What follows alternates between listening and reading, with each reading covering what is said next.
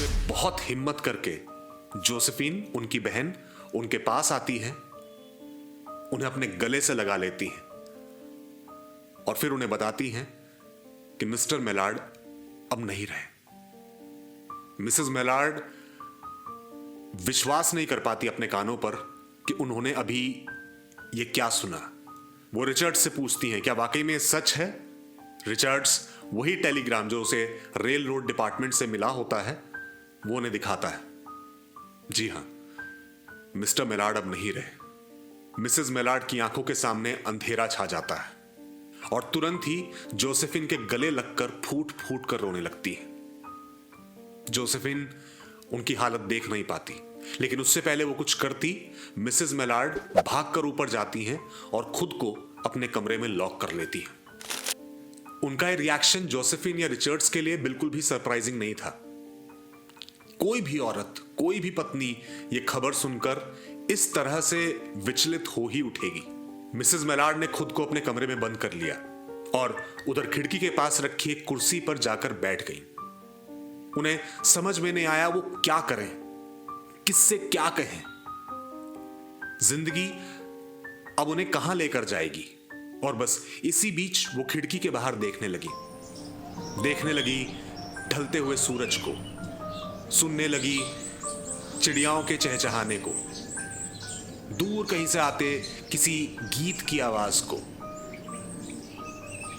और धीरे धीरे वो उस माहौल में मानो खो सी गई। बाहर खुले आसमान की तरफ देखते हुए उन्हें ऐसा लगने लगा जैसे कोई बुरी चीज हुई नहीं है, कोई बड़ी बात नहीं है, बल्कि इतने लंबे समय के वैवाहिक जीवन के बाद शायद ये पहली बार था जब मिसेस मेलार्ड खुद को आजाद महसूस कर रही थी। और ये सोचते सोचते अचानक उन्हें अपने अंदर एक ऐसी एनर्जी, एक ऐसी ऊर्जा का अनुभव हुआ कि वो अचानक खड़ी हो गई और चिल्लाते हुए खिड़की से कहने लगी, I am free, I am free, I am free. मैं आजाद हूं, मैं आजाद हूं। अब तक उनकी जिंदगी में हर फैसला मिस्टर मेलार्ड लिया करते थे। घर की हर छोटी बड़ी चीज, काम की हर छोटी बड़ी चीज, कोई भी बड़ा या छोटा फैसला मिस्टर मेलार्ड के साथ या उनकी परमिशन से ही उन्हें लेना होता था। लेकिन ये पहली दफा था जब उन्हें लग रहा था कि अब वो अपनी जिंदगी अपने हिसाब से जी सकती हैं। अब ये बचा हुआ सफर अपने हिसाब से तय कर सकती है। और बस वो फ्रीडम, वो आजादी मानो अब उनके रोम रोम में भरने लगी। इतने में ही अचानक उन्हें अपने कमरे के दरवाजे पर अपनी बहन जोसेफिन के खटखटाने की आवाज आई। जोसेफिन घबराई हुई थी। उसे लग रहा था कि कहीं मिसेस मेलार्ड खुद के साथ कुछ गलत ना कर लें। वो जोर से दरवाजा खटखटाने लगी तो मिसेस मेलार्ड आराम से चलकर दरवाजे तक गई और उन्होंने दरवाजा खोलकर कहा कि जोसेफिन, तुम फिक्र मत करो, मैं ठीक हूं। खैर, जोसेफिन उनका हाथ पकड़कर उन्हें ऊपर के कमरे से नीचे लेकर आई। रिचर्ड्स अब भी वहीं खड़ा हुआ था और वो बहुत ही दया की दृष्टि से और दुख भरी नजरों के साथ मिसेस मेलार्ड की तरफ देख रहा था।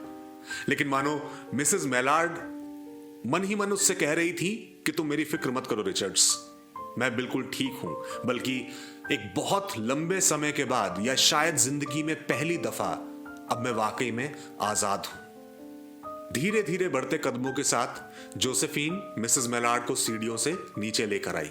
अब वो तीनों एक साथ आ गए कि अचानक उन्हें घर के मेन एंट्रेंस पर, मेन दरवाजे पर किसी के चाबियों से दरवाजा खोलने की आवाज सुनाई दी।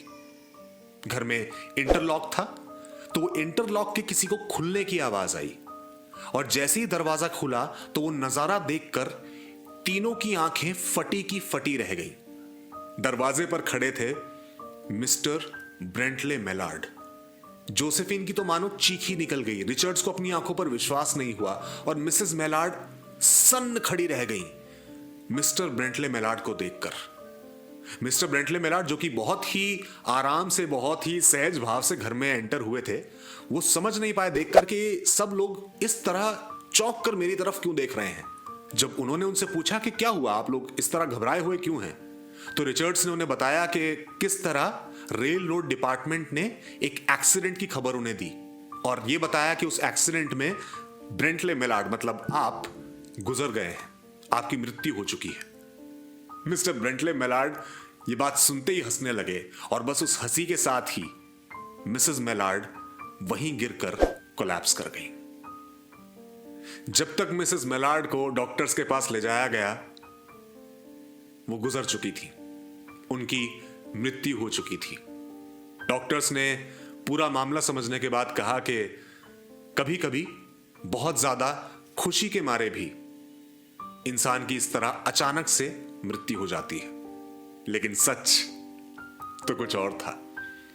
असल खुशी तो मिसेस मेलार्ड को वो अनुभव हुई थी जब उन्होंने खुद को आजाद पाया था।